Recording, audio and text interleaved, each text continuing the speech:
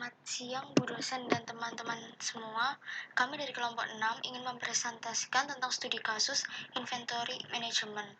Anggota kelompok kami yang pertama Christian Moses, Tanisha Silva, Yuliana Dia Ayu, Mike Gufat, Josephus Malatuni, Albertin Seire, Marcella Yonika, dan Wahyu Jalu.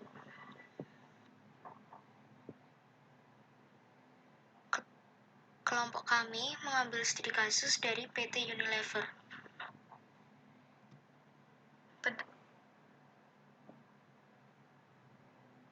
Pendahuluan. Manajemen persediaan atau inventory merupakan bagian dari salah satu fungsi operasional di dalam bisnis yang memiliki peranan penting.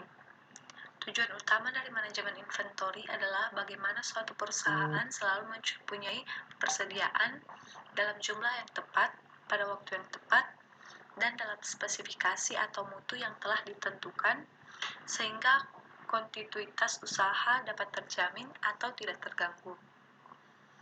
Ada beberapa hal yang menjadi pertimbangan dalam melakukan aktivitas pengendalian persediaan, antara lain yang pertama struktur biaya persediaan, yang kedua penentuan berapa besar dan kapan pemesanan dilakukan. Selanjutnya, ada profil perusahaan. PT Unilever Indonesia berdiri pada tanggal 5 Desember 1933 sebagai Siegfried N.V. Lever dengan akta nomor 33 yang dibuat oleh Tuan A.H. van Opshuizen, notaris di Batavia.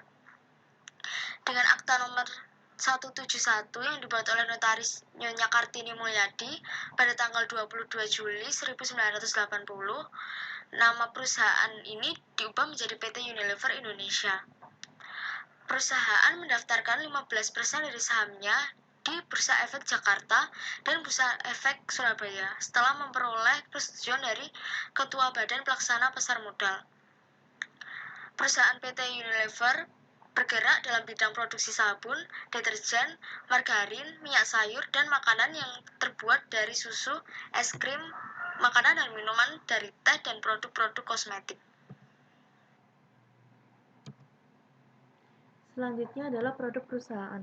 Unilever adalah produsen merek-merek terkenal di seluruh dunia yang juga terkenal di tingkat regional dan lokal. Antara lain, ada produk-produk yang sudah disebutkan tadi. Ada Pepsodent, Liquid, Lux, Dove, Sunsilk, dan masih banyak lainnya.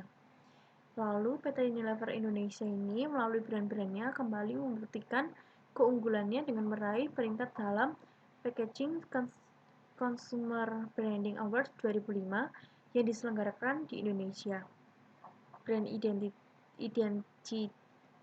Identify Summit atau IBS bekerja sama dengan majalah SBI atau MIX. PT Unilever Indonesia Tbk saat ini memiliki 33 merek dan beroperasi di 13 kategori sementara di seluruh dunia. PT Unilever Indonesia Tbk merupakan anak perusahaan Unilever International yang berkantor di pusat dua kota, yaitu di London, Inggris, dan Rotterdam, Belanda. Lalu ada efisiensi dan efektivitas. Efisiensi merupakan kemampuan perusahaan dalam menjalankan aktivitasnya untuk memperoleh hasil tertentu dengan menggunakan masukan atau input yang serendah-rendahnya untuk menghasilkan suatu keluaran atau output, dan juga merupakan kemampuan untuk menyelesaikan suatu pekerjaan dengan benar. Mencari tingkat efektivitas dapat digunakan rumus sebagai berikut.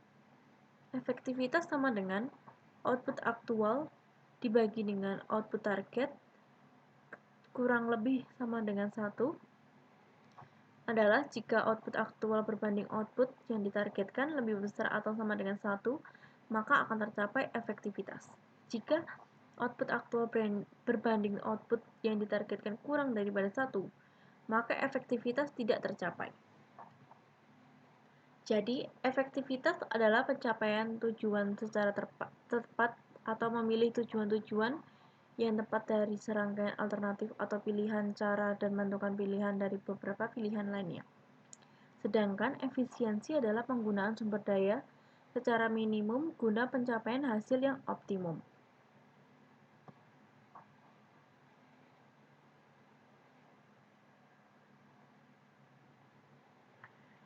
Yang selanjutnya ini tentang biaya-biaya. Pengertian dari biaya adalah salah satu aspek yang dapat mempengaruhi laba. Jika biaya lebih besar daripada pendapatan, maka perusahaan akan mengalami kerugian. Tetapi jika biaya lebih kecil dari pendapatan, maka perusahaan akan mengalami keuntungan. Di dalam suatu perusahaan ada 3 macam biaya, yaitu yang pertama, biaya pemesanan, merupakan biaya yang akan berkaitan dengan kegiatan pemesanan persediaan. Biaya pemesanan ini biasanya mencakup seluruh biaya yang dikeluarkan mulai dari pertama kali order hingga barang yang dipesan tersebut tersedia di gudang. Yang kedua, biaya penyimpanan, yaitu merupakan biaya-biaya yang harus dikeluarkan perusahaan berkaitan dengan penyimpanan persediaan dalam waktu tertentu. Dan yang terakhir, biaya tetap persediaan. Oke, selanjutnya adalah manajemen rantai supply atau yang disebut supply chain management. Adalah koordinasi dari bahan, informasi, dan arus keuangan antara perusahaan yang berpartisipasi. Manajemen rantai supply bisa juga berarti seluruh jenis kegiatan komoditas dasar hingga penjualan produk akhir ke konsumen untuk mendaur ulang produk yang sudah dipakai. Yang pertama yaitu arus material melibatkan arus produk fisik dari pemasok sampai konsumen melalui rantai, sama baiknya dengan arus balik dari retur produk, layanan, daur ulang, dan pembuangan. Yang kedua, arus informasi meliputi ramalan permintaan, transmisi pesanan, dan laporan status pesanan. Arus ini berjalan dua arah antara konsumen akhir dan penyedia material mentah. Yang ketiga, arus keuangan meliputi informasi kartu kredit, syarat-syarat kredit, jadwal pembayaran dalam penetapan kepemilikan, dan pengiriman. Lalu, menurut Turban Trainer Porter, terdapat 3 macam komponen rantai supply, yaitu yang pertama, rantai supply hulu atau upstream supply chain, yaitu bagian upstream atau hulu supply chain meliputi aktivitas dari suatu perusahaan manufaktur dengan para penyalurnya, atau yang mana dapat manufaktur, assembler, atau kedua-duanya, dan koneksi mereka kepada para penyalur mereka atau para penyalur second tier. Hubungan para penyalur dapat diperluas kepada beberapa strata, semua jalan dari asal material. Contohnya biji tambang, pertumbuhan tanaman. Di dalam upstream supply chain, aktivitas yang utama adalah pengadaan. Yang kedua adalah manajemen internal supply rantai atau yang disebut dengan internal supply chain management, yaitu bagian dari internal supply chain meliputi semua proses pemasukan barang ke gudang yang digunakan dalam mentransformasikan masukan dari para penyalur ke dalam keluaran organisasi itu. Hal ini meluas dari waktu masuk ke dalam organisasi. Di dalam rantai supply internal, perhatian yang utama adalah manajemen produksi, fabrikasi, dan pengendalian persediaan. Lalu yang ketiga adalah segmen rantai supply hilir atau downstream supply chain segment, yaitu meliputi semua aktivitas yang melibatkan pengiriman produk kepada pelanggan akhir. Di dalam downstream supply chain, perhatian diarahkan pada distribusi, pergudangan, transportasi, dan after sales service.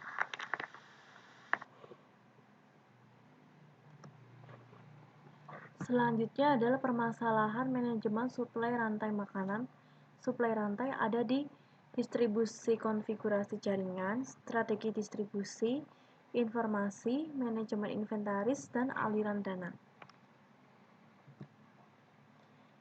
Aktivitas atau fungsi.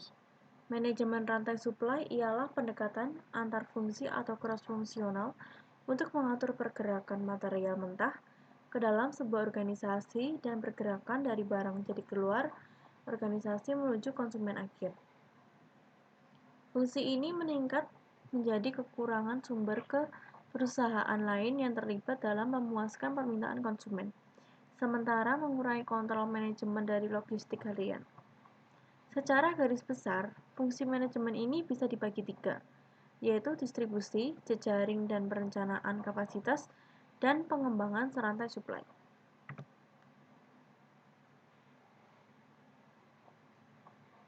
Strategis, optimalisasi jaringan. Optimalisasi jaringan strategis termasuk jumlah, lokasi, dan ukuran gudang, pusat distribusi, dan fasilitas. Selanjutnya, rekanan strategis. Rekanan strategis dengan pemasok suplai, distributor, dan pelanggan membuat jalur komunikasi untuk informasi amat penting dan peningkatan operasional seperti cross-docking, pengapalan langsung, dan logistik orang ketiga. Selanjutnya, rancangan produk yang terkoordinasi. Jadi produk yang baru ada bisa diintegrasikan secara optimal ke rantai supply manajemen buatan. Keputusan di mana membuat dan apa yang dibuat atau beli. Yang terakhir, menghubungkan strategi organisasional secara keseluruhan dengan strategi pasokan atau suplai.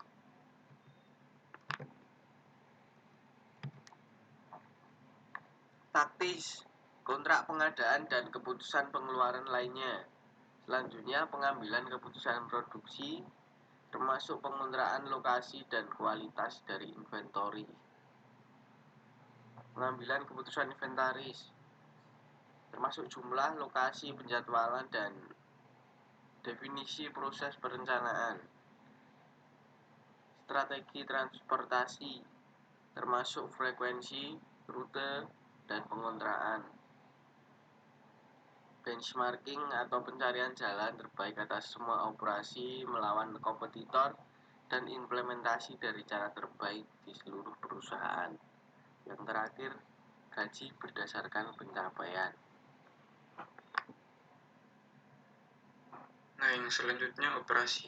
Yang pertama, produksi harian dan perencanaan distribusi, termasuk semua hal di rantai supply.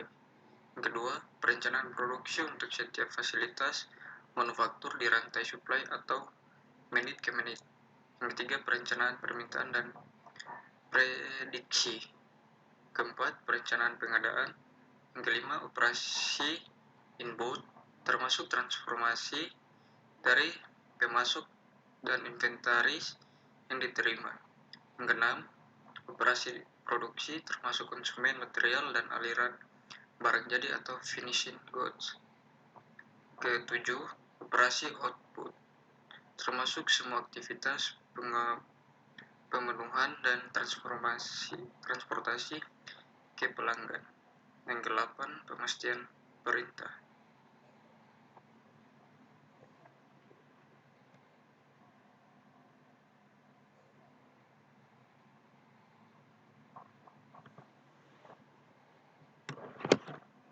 Selanjutnya adalah arus material dan informasi.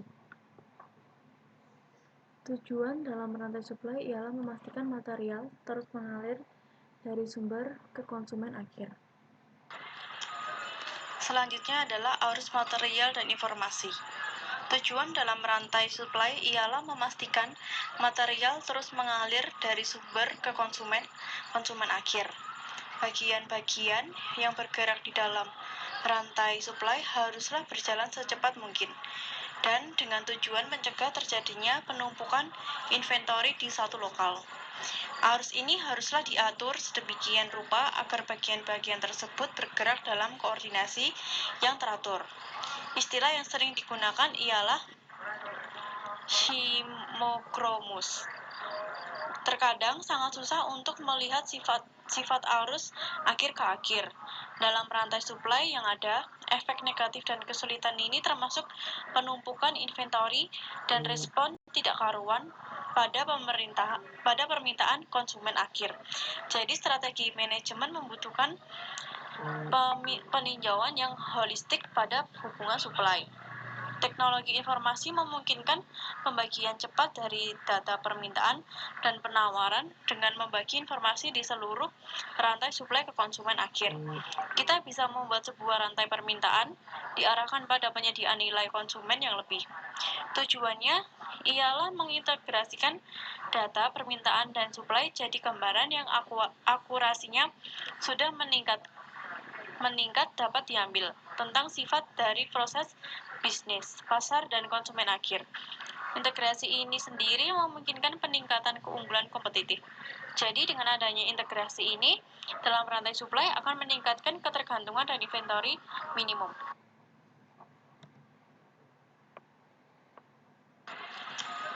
Selanjutnya adalah arus material dan informasi. Kesimpulannya adalah, pertama, supply chain management PT Unilever Tbk mampu mengelola supply chain management dengan baik dan efektif dan efisien dalam memastikan produk sampai dengan cepat sampai di tangan konsumen dengan pengeluaran biaya-biaya yang tetap murah. Yang kedua, PT Unilever Tbk sebagai produsen consumer goods besar di Indonesia sangat jeli dalam mengelola inventory, sehingga keuntungan perusahaan terus meningkat. Demikian presentasi dari kelompok kami.